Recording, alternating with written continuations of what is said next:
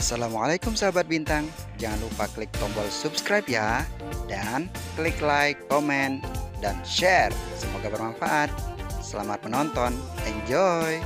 Yang perlu kita sadari bersama bahwa kita di sini itu bukan semata-mata kita membangun lembaga kita, sekolah, tetapi juga person. Atau yang dikenal dengan kita membangun personal brand.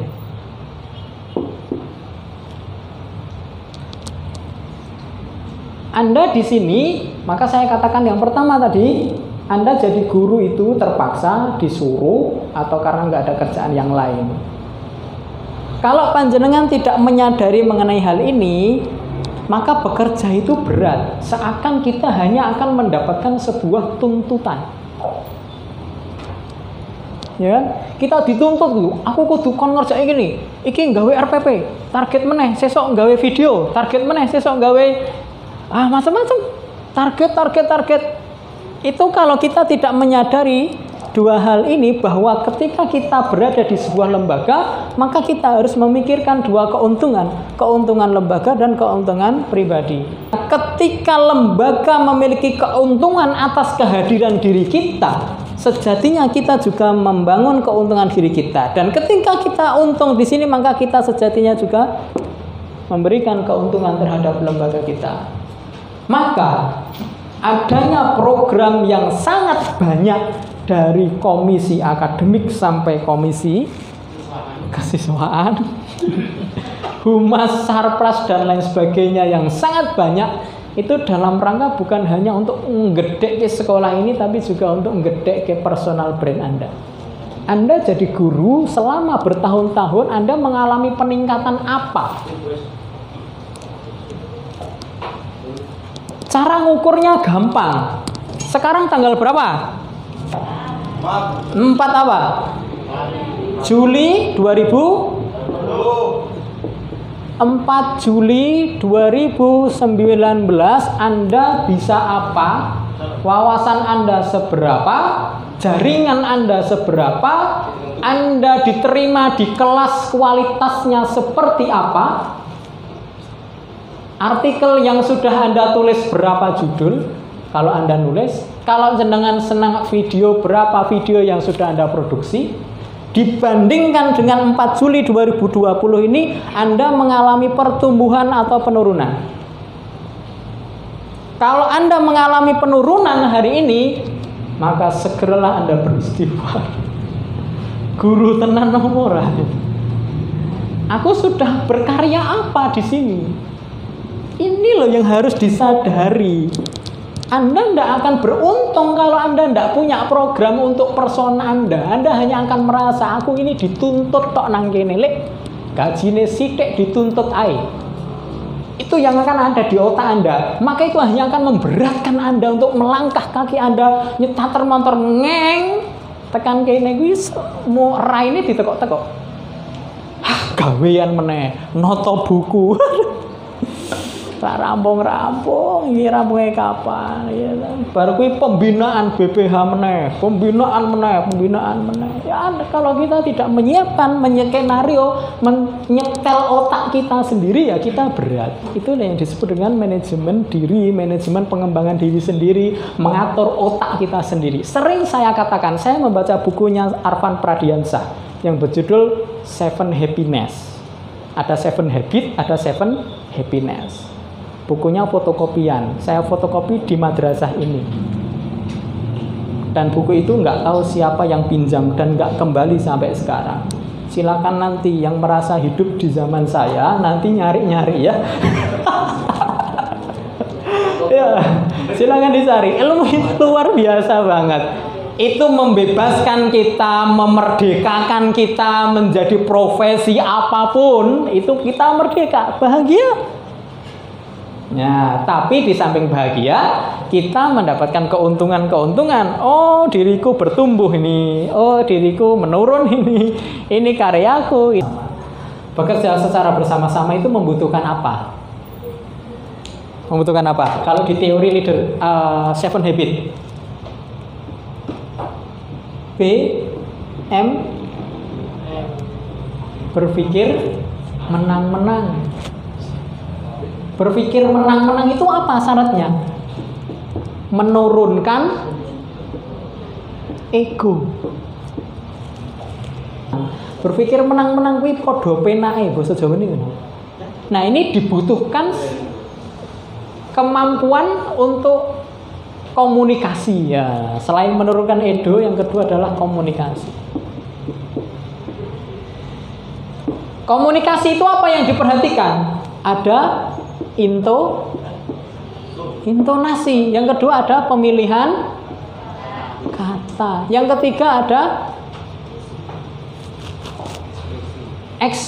ekspresi tubuh ya. Iya. Ketoke ngomong halus ning posisine karo ngene. Penak ra? Penak. Semuanya berbicara Bapak Ibu ya. Jadi kita tulus atau tidak, ngomongnya yes, ngomongnya guyu nek tingkatan. Iya toh? Gini. Karo kan beda artinya. Ya. Gitu ya. Ya jenengan ukur sendiri-sendiri Anda bicara sama siapa. Yang pertama, ya kan nek cedek banget yo karo ora apa-apa, nek cedek banget. Ning nek ora ya aja lek. Ya karo orang tua urung patek kenal tahu-tahu oh buah. Karepe gen semanak semeblak apa? Rame gayeng grapyak ning yo tidak semua orang seperti itu, wagu, iya kan? Saya akan membacakan hal kecil tapi pengaruhnya enggak kecil. Nah, yang pertama, tepat waktu saat janjian. Nah, siapa yang pernah di PHP? Hal kecil tapi pengaruhnya enggak kecil, artinya pengaruhnya besar. Tepat waktu saat janjian. Janjian dengan siapa? Kalau kita? Wali murid. Janjian dengan siapa lagi? Anak. Janjian dengan siapa lagi? Teman guru. Nah, ya kan, walaupun dengan teman guru, ya usahakan tepat waktu. Kalau terlambat harus apa? Ngomong. Ya, terlambat harus bicara. Aja neng-nengan. Pamane Pak Ari janjian karo Pak Rio. Nah, atau Pak Wawan. Ayo janjian bro, ayo kita meeting bentar, kita ngomongin soal program tahfidz nih. Itu. Pak Ari ada kendala di jalan, ketemu dia. Ojo lek ustaz iku ora wani kaya ustaz. Aku ketemu ustaznya. Ya harus bilang, jangan dibiarkan Pak Rio menunggu tanpa ada kejelasan. Nah, ya kan? Nah, iya. Kayak jelasan ya Pak Wawan ya. Segera dikasih kejelasan Pak Wawan ya. Nah, jangan lama-lama. Dikasih kejelasan. Ini prinsip komunikasi Bapak Ibu. Gampang kan? Tapi masih banyak kadang yang tidak memperhatikan. Ini maka kita harus saling membuat nyaman di sekolah kita ini. Kalau nyeleksi guru, saya sarankan kepoin medsosnya. Sering mengeluh, corek pertama kali.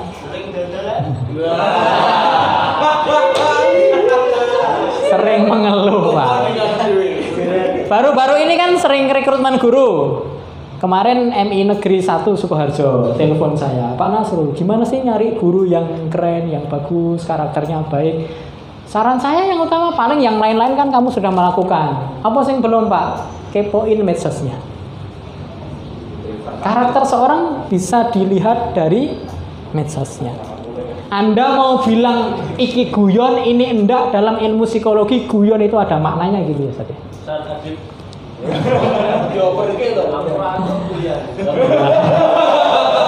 Nek kuliah karo kecah karo yo. Dadine ngono kuwi lho. Gitu ya.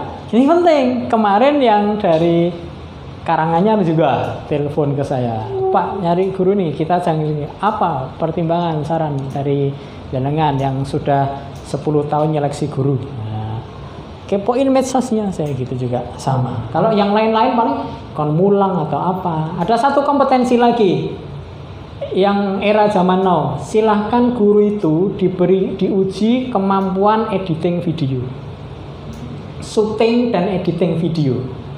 Guru zaman sekarang adalah guru hebat zaman sekarang adalah guru yang bisa ngajar di depan kamera, bukan lagi guru yang bisa ngajar di depan murid-muridnya. Kualitas kita diuji coba sekarang ini Bapak Ibu. Anda bisa menyajikan yang terbaik atau tidak di depan kamera. Maka saya katakan bukan editingnya yang utama. Saya sampaikan tadi di sekarang kan sedang latihan editing SMA. KB urung do iso kayak guru-guru SMA. Maka saya minta Pak Tony untuk ngajar di sana. Tapi saya katakan yang pertama, bukan editingnya, bukan animasinya, tetapi kualitas kita ngomong di depan kamera, menyapa kita, nerangke kemampuan public speaking kita, artikulasinya jelas apa ora ngomongnya, mulangnya karo maca apa ora gitu. Kalau maca kan ciri-ciri kan ketok. Ciri-ciri makhluk hidup, satu bergerak, kalau tidak bergerak berarti tidak hidup. Yang kedua makan, nah, kalau tidak makan ketok. Tapi kalau hafal materi di luar kepala, oh keren. Bisa ditambah dengan mimik, bisa ditambah dengan macam-macam. Itu yang utama. Kita ini berada di lingkungan yang baik, benar nggak? Insya Allah. Guru-guru dipilih seleksi berapa tahap? Banyak tahap.